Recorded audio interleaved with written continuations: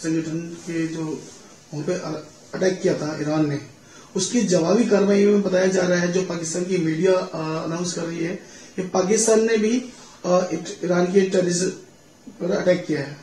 क्या कहना है इस पर? देखिए, ये एक नया आयाम आ गया है इस पूरे क्षेत्र में। अभी तक जो था ईरान का सारा कंसंट्रेशन जो था वो इराक या दूसरे ठिकानों पे था, जहां पे आतंकी हमले उसके ऊपर हो रहे थे, ईरान का ये कहना है। अब यह है कि पाकिस्तान भी इस युद्ध में टूट पड़ा है, यानी मिडिल ईस्ट से बढ़ के इस तरफ भी मामला आ रहा है, साउथ एशिया की तरफ। पाकिस्तान का कहना ने जो अभी अटैक किया है उसके कई कारण नजर आते हैं। पहले सबसे बड़ी बात ऐसा लगता है कि जैसे कि ये जानबूझ के पाकिस्तान ने समय छेड़खानी की है ईरान को, ताकि इंगेज कर ले अपने बॉर्डर पे या इस साइड में, ताकि वो एक कोई बड़ा रोल वेस्ट एशिया में न देने पाए रोल, ऐसा लगता है। इस अटैक से जो है, एक तो दूसरी बात ये कि वो पाकिस्तान की एक साजिश ये भी नजर आती कि वो शिया सुन्नी कॉन्फ्लिक्ट को ट्रिगर करने की कोशिश कर रहा है कि शिया ईरान, सुन्नी पाकिस्तान, और अपने को मजलूम दिखाने की कोशिश कर रहा है कि कल के अटैक में 2 बच्चे मरे और एक लड़की, छोटी बच्ची का देहांत हुआ है। इस तरह की बातें पहले भी हम सुन चुके हैं और देखते रहते हैं बराबर, कि जब भी इस तरह की कोई बात होती है, खासतौर से इजराइल या उसके खिलाफ, तो हमेशा कोई ना कोई देश इस तरह की हरकतें करता है। कहाँ तक होगा ये मुझे नहीं समझ में आता। ईरान, मुझे नहीं लगता कि इस समय चाहेगा कि ये झगड़े आगे बढ़ें। उसकी कोशिश ये होगी कि फौरन ही इसको वहीं पे डिफ्यूज करने की बात करेगा। ईरान का कहना यह है कि उसने जो अटैक किया था वो एक ईरानी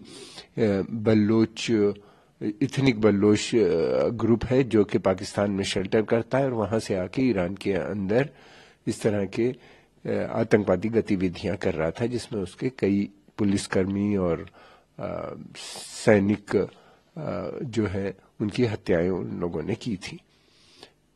पाकिस्तान ने जिस समय अटैक किया है उसका कहना यह है कि ये जो 2 ठिकानों पे किया है, ये दोनों ठिकाने जो थे ये पाकिस्तानी इथनिक बल्लोच मिलिटेंट ग्रुप्स के थे जिनको उसने टारगेट किया है। मुझे ऐसा लगता है कि आने वाले समय में पाकिस्तान की कोशिश इसी तरह की होगी कि ईरान को इंगेज करे, अपने को एक सुन्नी अरब देश का लीडर के रूप में प्रोजेक्ट करने की कोशिश होती है, लेकिन ऐसा हो नहीं पाएगा।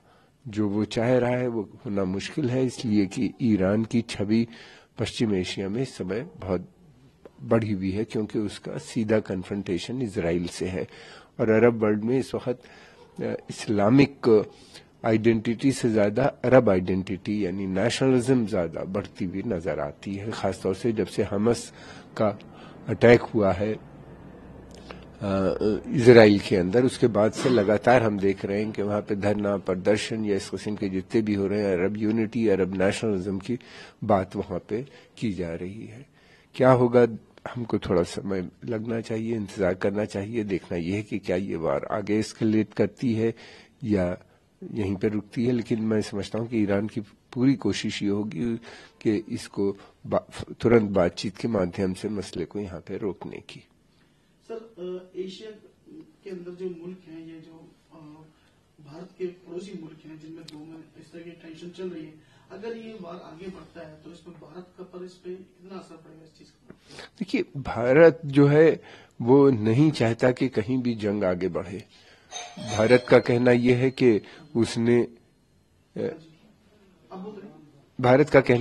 उसने युद्ध का काल जो है वो समाप्त हो गया है और वो उसकी advice in fact Russian president Vladimir Putin को भी यही थी। फिर उसके अलावा उसने और भी तमाम देशों को वो एडवाइस करता है कि मसले बातचीत से होने चाहिए। वो इजराइल से भी कि भी आतंकवाद के भी खिलाफ है भारत नहीं चाहता कि आतंकवाद किसी भी क्षेत्र में आगे बढ़े। उसने जो इसराइल पे अटैक हुआ था हमास का, उसको भी कंडेम किया था, लेकिन साथ में ये था कि जो इसराइल के रिटेलिएशन था गाजा पट्टी में, उस समय इंडिया ने ह्यूमैनिटेरियन असिस्टेंस भी उनको प्रदान की थी।